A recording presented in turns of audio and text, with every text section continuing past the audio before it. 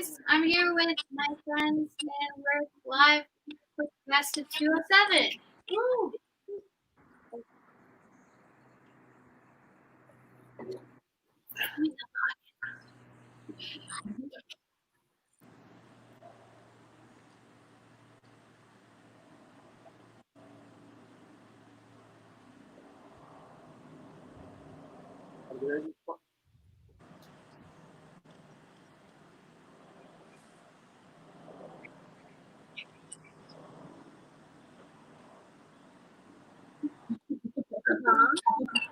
What is up, guys? Welcome to a very special episode of the Nest Podcast. I'm your host, Brandon, and joining me is a good portion of the cast from the new coming short film 207. And guys, I appreciate all of you being here so much. Longtime listeners will know Danny Limelight, a returning guest. He's been on several times now. So, Danny, why don't you go ahead and say hey to the people and then introduce those around you, okay? Okay, cool. What's up, everybody? It's Danny Limelight back on the Nest Podcast with my boy Brandon. I'm here accompanied today for a very special reason with my good friend Nico, who will be directing the film. We have Omar, who will be playing one of the main characters in the film. And then at the bottom of your screen, you'll see a huge group of wonderful ladies from left to right. We have Orly Gottsman, Ariel Gottsman, Khaleesi Rivera, Savannah Lyles, Giovanna, and Paris Bravo. And all of them will be playing huge characters in this film 207. So say hi, guys. Frozen. I think they're frozen. Yeah, we were having a little bit of a technical difficulty before we came on. I think having so many people in that screen is going to be an issue, but we'll try to get through it. Guys, are you back? Can you hear us? Yes. Yep. Yes, we can hear you. It just Okay. keeps going in and out. Yeah, I've noticed it's not really a good connection. But let's see, Paris. Let's start with you. You're kind of one of the leaders of the film. You're one of the first people involved, and tell us kind of how you got involved with this project and where you've seen it go from the beginnings all the way till now. So basically, I kind of came up with the idea of I saw this news, this something on the news where it was talking about human trafficking, sex trafficking, and it was in Santa Monica, the pier, and I never thought that would be the epicenter of human trafficking and sex trafficking, and I was like, Mom, we need to do something about this, and you know, this is the time right now, and I want to see, what can I do to do something with my friends, because we are all these girls are making actresses and martial artists over here, and I wanted to do something to spread awareness for human trafficking, and I talked to Danny, we partnered up, I told him about my idea, he wrote the script, banged it out, it was really amazing, and it's just really crazy how fast we took that turn in writing that script. Well, just the idea of writing the script and partnering up with Danny, and we took that and we ran with it, and we're here now. Seeing the t-shirts, it's all really real and it's really fun, and being able to work with such amazing people is a great opportunity, and I'm really thankful. Yeah, it's awesome. Yeah, you mentioned the shirts. We were joking about that while we were getting set up, that myself and Omar were the only ones not wearing the shirts, and it looks like he's actually a co-host of this show and not part of the cast, but he is. Omar, what are you doing in the show? I'm actually playing a villain. I yeah. So going throughout that and part of the, I guess, some of the darker side of this story. But that's pretty much it. Like I'm in the role of I'm a kidnapper. I'm one of the people that we're trying to bring awareness to, like that these people are out there. So yeah. That has to be something that's very difficult to tap into, because it's not a normal reaction for a normal person to think like that or to want to be like that. So how do you put yourself in that mindset in the film? I've had years of playing bad guys in like different shows and stuff, so that's kind of helped, like just to kind of get in that mindset. But there's definitely a system to tap into it. Like there's a method to like to. I don't really want to research it because I don't want to fall into that world and like kind of get into the mindset, like, because then you realize like, well, people think this way because they feel as though they're right. They feel as though it's okay, and it's not. Like you lose your moral compass, or or it gets distorted. Like and I don't want to fall victim to that or become any part of that. And so it's just like, all right, well, I know this, that, and the third, and I'm okay with that, and I'll tap into it. If they need me to go deeper or need me to go more, then I'll try to find something to relate to. But to go dive in deep into that realm, like to make me feel like this is okay, like for my character to know like, oh, this is okay, like this is what I'm going to do, this is how I'm going to pay my bills, this is how I'm going to put food on my table. It's not okay, and I don't want to fall into that realm or dive deep into that because I don't know if I'd ever be able to come back. I don't know if anybody could come back from it. Like we have different actors and actresses that have gone into that role and have fallen off that deep end. Sure. Famously, look at guys like Heath Ledger and stuff. Yeah. They get so immersed into these roles where they're playing these sociopath type individuals, and they lose themselves. That's a very good point. That's why most of the actors, like the big names, they go to therapy. They see a therapist after every role, because sometimes it traumatizes their brain too much. Like it stays with them too much. Yeah. But that's why films and movies and things like 207 are important, is because it takes that drama and makes it to where people that don't have to experience it firsthand can still see the impacts. I totally. Because like I always say this, because like I was never a girl, and I was never from Kuala Lumpur, for example, and I was never brought up by an abusive father. So only through films you will get to feel and see the pain these people go through. Like how somebody like Danny, who was born in America, would know some pain in the other side of the world, like in South Africa, or let's say Far East Asia, without a movie. So movies are so important, just as well as Paris. Going back to what Paris said, is to raise awareness so others don't fall in the same trap. Especially like the best thing we would try to do with this movie, like with Danny as well, we try to make it as modern as possible and as urban to fit these young girls. They're all around between the age of 13 to 16. So we tried to make like the twist of the movie, and that's like the writer and the producers when he added that where they get like scammed and like all of these fake accounts is from Instagram, and Instagram is such like amazing in all the teenage life now. Everyone, they want to be like popular. Everybody wants to be popular. Businesses, everybody's going through Instagram.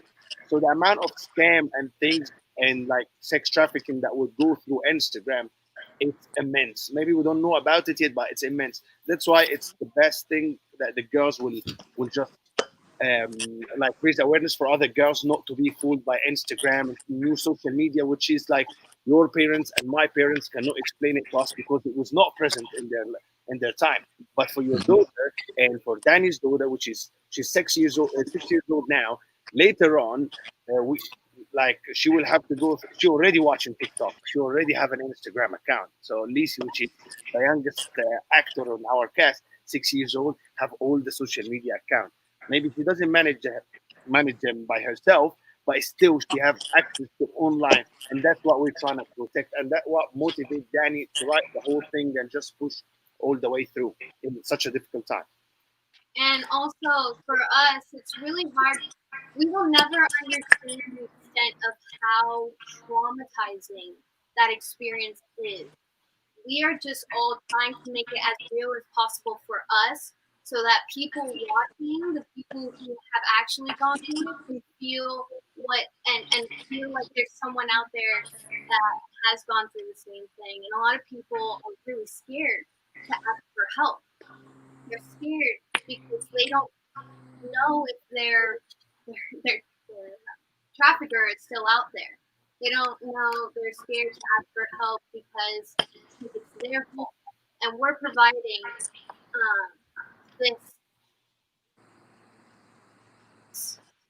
Oh no. Oh no. Did she freeze? Uh-oh. And Yeah. it's really, Oh, there she goes. really love this project. Okay, I think she's freezing in and out.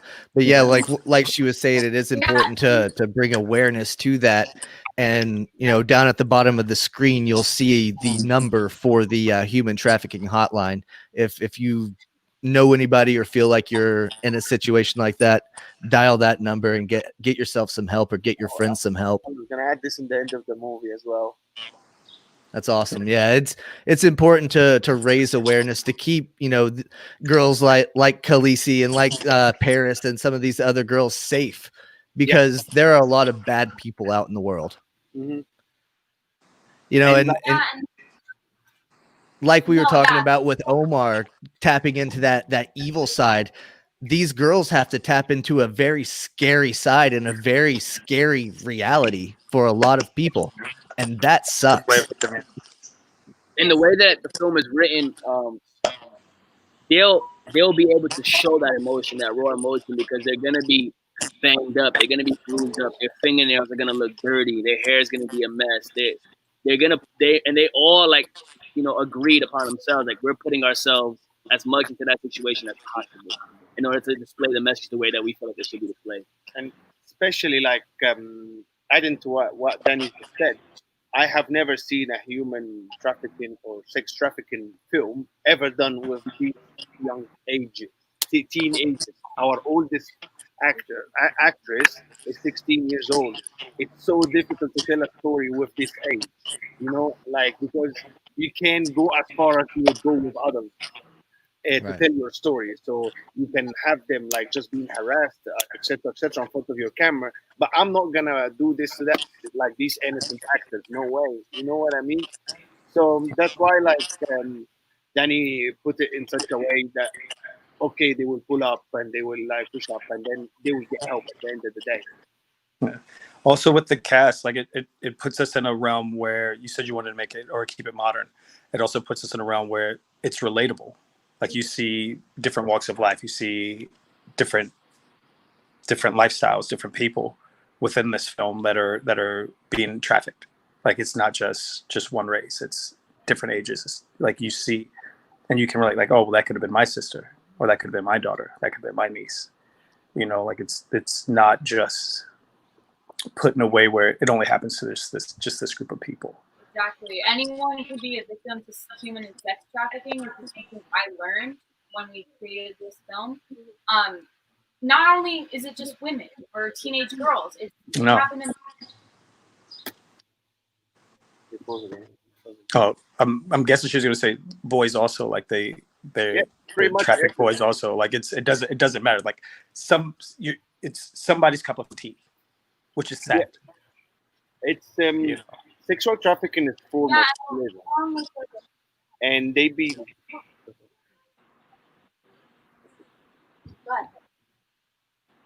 What happened? I can't hear you. The girls. Yeah. No, I was just. Are we? Can you guys hear us? You guys are cutting out a lot. Yeah, you. Why don't you guys come down? Like, we have perfect service right here. You guys all get on the couch and like. Yeah, just relocate. Yeah, I can come and join us. It's a great thing. We have better connection. Like this, you get to say without interrupting the recording. Yeah. For a second. Cool. All right, so they'll come down there and join you guys in person. So we'll continue with them a little bit more and get to know the actresses a little bit more whenever they can actually be heard. I think we've got some other people in the lobbies. Let's see. Hey, can you hear us?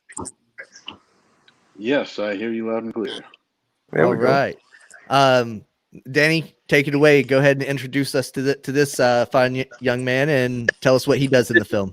This is Laquan Bennett. Laquan will be coming out to help us out in the film with stuff, possibly playing the henchman, or being in the background directing traffic at the high school and stuff like that. So he's just a talented man in LA, who's in the stunt community that's coming to lend his help as it may be needed. So we're grateful to have Laquan on the team.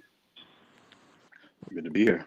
Right on, man. So like, what does the sex and human trafficking and all that stuff kind of mean to you? Why did you want to get involved with this kind of a project? Well, I mean, first off, I'm always down to help Paris out with anything she's got going on. But it's definitely something that flies under the radar more than it should. It's not something that everybody thinks about, especially as was commented before with social media. People still fall for that, especially young kids. People are still setting up meetings. People want to be popular. People want compliments and such. So, those type of people are preyed upon in the worst of scams, right? And it happens. There's this whole world, right? This whole underbelly, this crazy mass business that goes on right under our noses. And light needs to be shown on it. Yeah, I think the 207 Instagram account posted something about that. It's the second most deadly crime, or Danny, do you know that statistic off the top of your head? I saw it. It was second, and it was second largest criminal enterprise behind narcotics. There you go. And that was kind of surprising to me. That sounds about right. Yeah. That was kind of surprising to me. And that, to your point, Laquan, that it's relatively unknown. Not many people talk about this compared to the war on drugs. And where we're seeing this at, like Cyrus was saying, to see something about Santa Monica here being a spot where they grab girls. Like, we're in LA, right? So, which means we're in California. We're right by the Mexican border. We're right by all these places where people can get grabbed and taken and not be seen again. You think of movies like Taken. You think of movies like Rambo, or even Gone Girl Gone, where these girls are being taken, and these women are being taken, and these children are being taken and doing whatever, and nobody knows about it, And it's such a huge enterprise. It's crappy to call it that, but that's what it is. It's a business, and there are people moving kids all around, and human beings all around. And it like Laquan said, it's flying under the radar. It's not being heard. It's not being seen, and we're just trying to come out, tell a story, because that's what we do as actors. We live truthfully under imaginary circumstances, and we try to tell the best story possible. And we're trying to do it with something so serious. Yeah, because this is taking somebody's freedom. Like these people, you might as well be putting them in bondage. You might as well put them in cages. Well, sure. I guess you see it in the film. I mean, you guys were talking about wanting to make it modern. This is modern day slavery. Mm-hmm. That's what it is. I always say like when I was doing my research on the subject after Danny spoke to me, and it always says that human trafficking is sort of slavery, and that usually it's not just done by what we think for sex, sometimes for labor. Like the people used to, like the Egyptians, they used to take people to build the pyramid, all of this. Mm-hmm. Having said this as well, all the people who work in the mines and all of this, most of them are subject to sweatshops. Yeah, and traffic from a place to another. And as I say, like in the Mayflower, the European women were human trafficking. Brandon, they're waiting in the backstage, the girls. If you could buzz them in. There you go. Yeah. Now we can Hey. All right, cool. We got a better connection down here. Yeah, I think so. All right, cool. I'm glad that we can actually hear you a little bit better down there. So let's get to some of them. These young talented actresses. Yeah, I think you said the oldest was 16 and the youngest is 6. So, and it seems like everybody's a pretty close-knit group that's working with this project. So how did you guys all get so close so quickly? For us four here, we've known each other for about 2 years now. Okay. And working together has just been very easy and natural, and I love working with these four beautiful girls, and me and Giovanna have been working out together for a year. We've known each other. She's amazing. She's very talented. You should check her out. And Felicity, I've known her for about a year. Almost a year now, yeah. Almost a year now.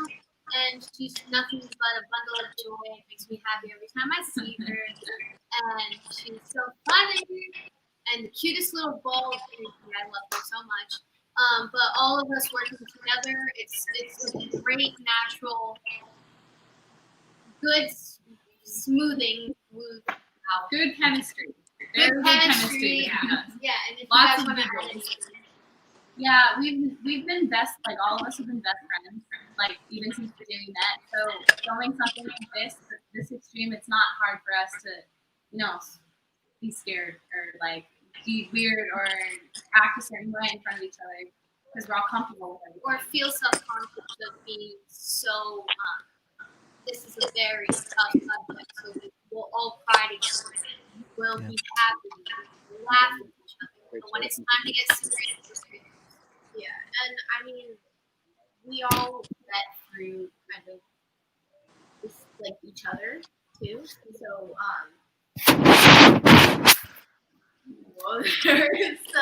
and us three, we live together. So we're pretty close, I'd say. But yeah, it's super fun working with them, especially because we really met our friends. Yeah. Yeah, it is definitely important to be able to be vulnerable around your friends, and especially in a situation like what you guys have to go through. What are you guys enjoying most about your characters and about the portrayal of the interactions that you're dealing with? So, well, for Rebecca, this is my actual sister, and she plays my sister in the film. So there's a way for us to relate between having that sisterhood and the relationship that we share, of always being together, being able to like rely on each other and things like that. And so now it's like I was able to share that with Rebecca. And there's obviously each of us something different happens to us in the film, and there's always one. You'll have to watch to find out. But each of us represent a different way of what can happen to a person in this situation in this case scenario, and I was just glad to be a part of that and be able to show like a different perspective of what can happen. I play Melissa in the film, and my name's Ariel, by the way, for those of you who don't know me. And I can't really relate to Melissa on a personal note, but I can relate to because she's really sweet. Thank you. Melissa is a bully in the film. She peer pressures Olive into doing something she doesn't want to do, and that ends up getting them all in this really crappy situation. So I just think that it's very important how I play and portray Melissa, because a lot of kids my age, female and male, act like that at school or just in real life anywhere. And I think that peer pressure is it's everywhere, and it can always end in a bad way. So if you just trust your gut, just say no if you want to say no. Yeah, I just feel like that's what Melissa's character is supposed to give. Thank you. So I play Ciara. I'm Savannah, and so I relate to my character in a big way because Ciara kind of brings everybody together in the film. She goes from a bunch of different groups, and she just kind of tries to keep all of her friends together. All of her friends. So keep everybody together as best as she can. Sometimes people don't mesh well, but it ends up kind of giving them a closer bond. But she does get into some trouble with the other two, and she's kind of And so, I don't know, I relate to her in that way, and I really hope I can play her as well as I think her character can be played. Because she's a big part, and this is such an important topic that should be spread, especially sex trafficking, because, I mean, it happens, and not a lot of people bring attention to it, and so it kind of goes unnoticed. They can't even really estimate how many people this has happened to, because so many people go they don't tell people they don't come back, or they don't tell people this happened to them, because they're afraid that the trafficker's still out there, or people don't believe them, and it's just horrible. And I'm so excited to be in this film to be able to showcase what can happen. Yeah, and I'm definitely excited to get to see it. Paris, why don't you let us and everybody know where we can go to see it and where we can get updates for this? As of right now, I do not know that answer, but maybe in past Danny, maybe we will have more info on that. Do you want to even also like to say what she feels about being her character? I'm Giovanna. I play Jordan, who is already there and already going through what they're about to go through. And I can't relate to her because that, but I think it's very important to show that it happens so much, and it's crazy how easily it can happen, and it's so quick, and you would never know. And I think it's really important to show and bring awareness to this, so people know what to look for and how to stay safe.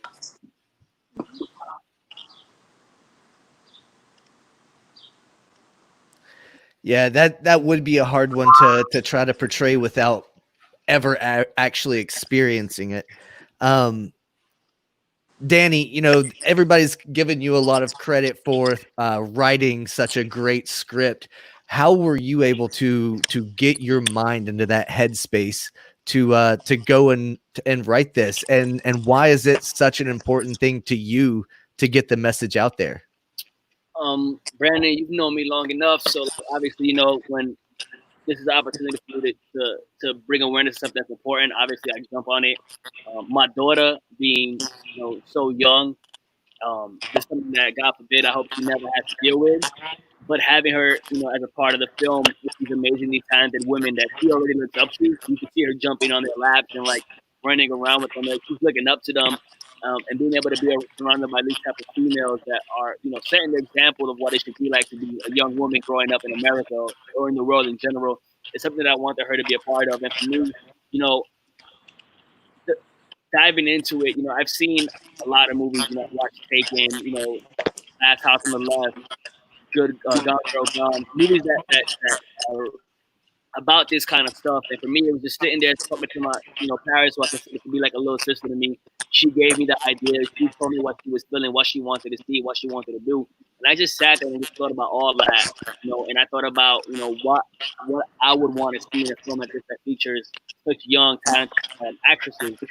And so when I was writing the project, you know, it was just really, you know, making sure that the dialogue was modern, was urban, you know, would fit in with this generation. It was making sure that the guys that I brought on to play these men are guys that I trust, guys that I know, guys that I've done stunt work with before. You know, I've known Omar over a year now. We met on set playing bad guys together. You know, so I already knew that Omar knew how to do that. You know, guys like Jeff and Jesse and Austin that playing the other henchmen, seeing their work. I know that they're talented. Just bringing talented people like my friend Nico to come direct it. Everybody that has vision, all visionaries. Everybody in this lobby is visionary. They're artists. They're passionate about what they do, and I always try to surround myself with talented people that have the same kind of thoughts, the same kind of drive as I do, because it's important to surround yourself with people like that. That's how you bring the best, you know, best work out of everybody, is by being surrounded by such talented people who want it. And for something this big, I wanted to dive in as much as possible and make it dark, make it gritty, you know, and make it something that's going to touch the audience and touch the viewers. You know, we talk about Snapchat, we talk about Instagram and Twitter and all that stuff and TikTok in this movie, because that's the things that these young girls are doing. You know, they're doing their little dances and, you know, all this, you know, stuff that they're doing on TikTok and videos and stuff. And there's people watching it, grown men, bad men, evil people. They see that stuff and they try to set these girls up. And so we wanted to make it dark, gritty, and as up to date and modern as possible. And I couldn't think of any other actors better than these women right here to play the roles. Thank you. And Danny, where can people go to stay up to date with the project and to find out when it's going to be released and where to see it? You can go to Kidnap207 at Kidnap207 on Instagram. Right there in the bottom, my boy Brandon with the link. You see him. Yeah, we constantly post there. You'll also see a bunch of the other cast members, people that are volunteering their time to come out and play a role in the film. We have a GoFundMe on there as well, where whatever people are donating, we're going to use to help fund this movie and submit it to film festivals. And you're not just submitting money, you're not just donating. For every $20 donated, we're sending out free T-shirts. Thank you for your donation. We're trying to get this film to film festivals. We're trying to get it seen by as many people as possible. We're trying to get money and push money towards human trafficking organizations to help stop this problem, to help stop this issue, to bring more light to it. And we're trying to have this film ready to be seen by September of 2020. By September of 2020. That'd be awesome. That's pretty ambitious, and I look forward to seeing you guys meet that goal. Everybody, I appreciate all of you coming on and giving your take and your experiences and what you feel about going into this. I'm going to start saying goodbye to people so that I can get a final shot of the girls waving everybody out. All right. Okay. So Omar, nice to meet you, buddy. Thank you for being on the show. Laquan, we didn't really get to talk to you too much, but thank you for being on. Thank you for your contribution to this film and getting it out into the community. Danny, Miko, you guys, we love you very much. Thank you for your contributions and everything that you're doing. And girls, thank you so much for being willing to subject yourselves to the trauma that you have to see firsthand in this kind of a film. You're awesome. You're rock stars. Thank you. We really appreciate you. Bye.